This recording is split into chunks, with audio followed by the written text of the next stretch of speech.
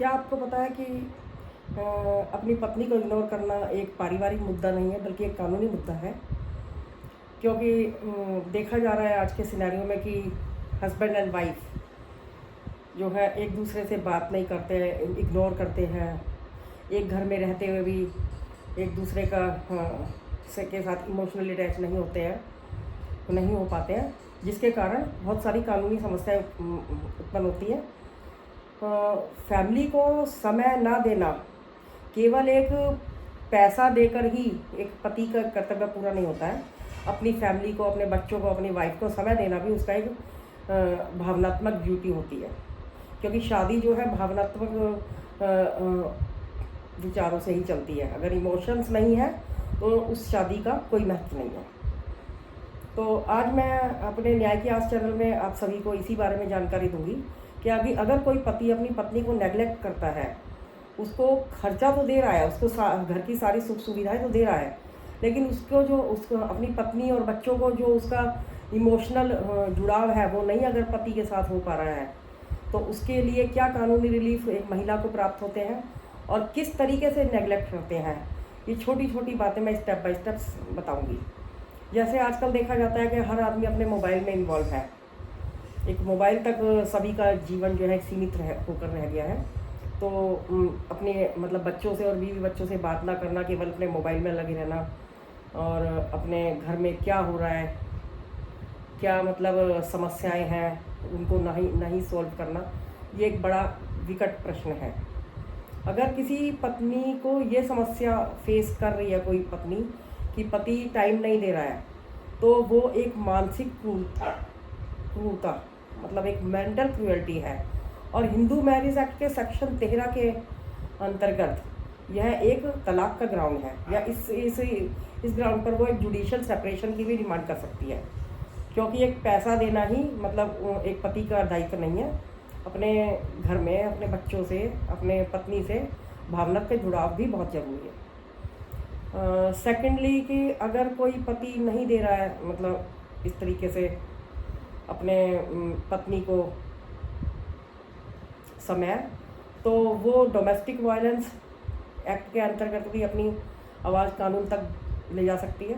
Domestic violence act जो केवल एक महिलाओं को केवल एक मारपीट से ही संरक्षित नहीं करता है, वो एक इमोशनल जो क्रूअल्टी होती है उसके लिए भी उसमें सुविधा उपलब्ध है। डोमेस्टिक वायलेंस के अंडर वो एक ऑर्डर पास करा सकती है, रेजिडेंस ऑर्डर का भी ऑर्डर ले सकती है, अपने घर के खर्चे का ऑर्डर ले सकती है, मेंटेन करने का ऑर्डर ले सकती है, और प्रोटेक्शन ऑर्डर भी एक महिला को मिल सकता है इस कानून के अंतर्गत।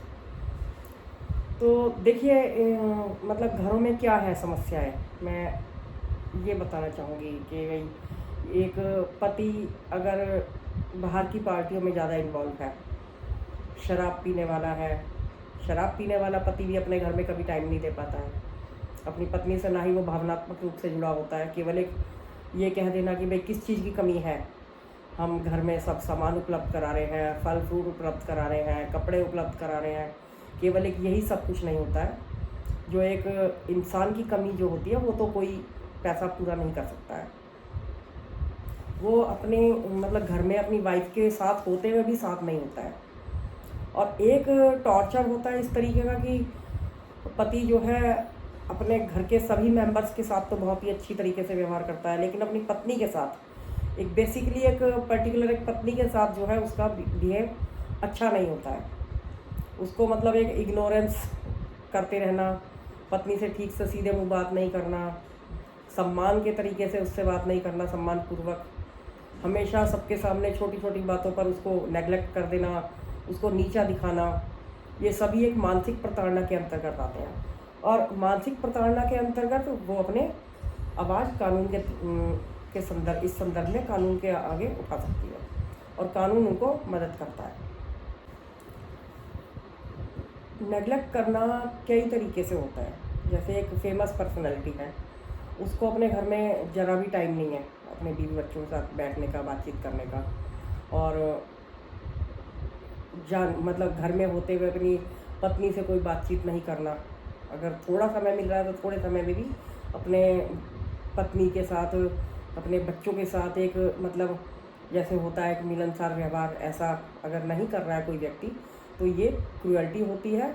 और ऐसी कंडीशन में जो है पत्नी अपने बच्चों की कस्टडी भी ले सकती है अपने पति से, अगर वो परवरिश में शामिल नहीं है तो।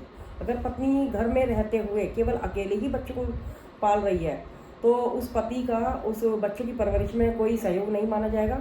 मात्र केवल पैसे देने से ही सहयोग नहीं होता, पति की और भी बहुत सारी ड्यूटीज़ होती हैं, इमोशनली होती है, बच्चों की पढ़ाई लिखाई का होता है, बच्चों के साथ बातचीत करके उनकी मेंटल स्थिति जानने का अधिकार होता है, मतलब ड्यूटी होती है।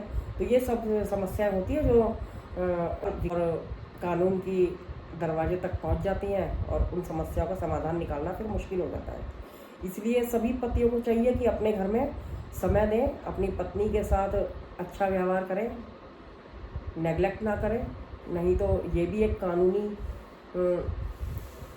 प्रताड़ना है, मानसिक प्रताड़ना है, जिसके आधार पर पत्नी तलाक ले सकती है, जुडिशियल सेपरेशन ले सकती है और आपके बच्चे आपसे छीन सकती है।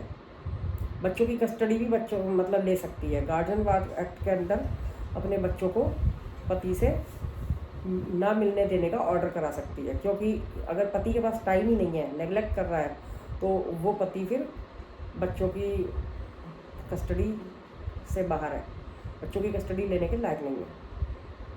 तो ठीक है, आपको अगर ये हमारी जानकारी आपको हेल्पफुल मिली हो तो इसको लाइक एंड सब्सक्राइब कीजिए और हमारे चैनल को ऐसे ही बढ़ावा देते रहिए, जिससे हमें आपके लिए नई नई वीडियोस लाकर मोटिवेशन मिलता रहे आपके लाइक एंड सब्सक्राइब से। तब तक के लिए धन्यवाद।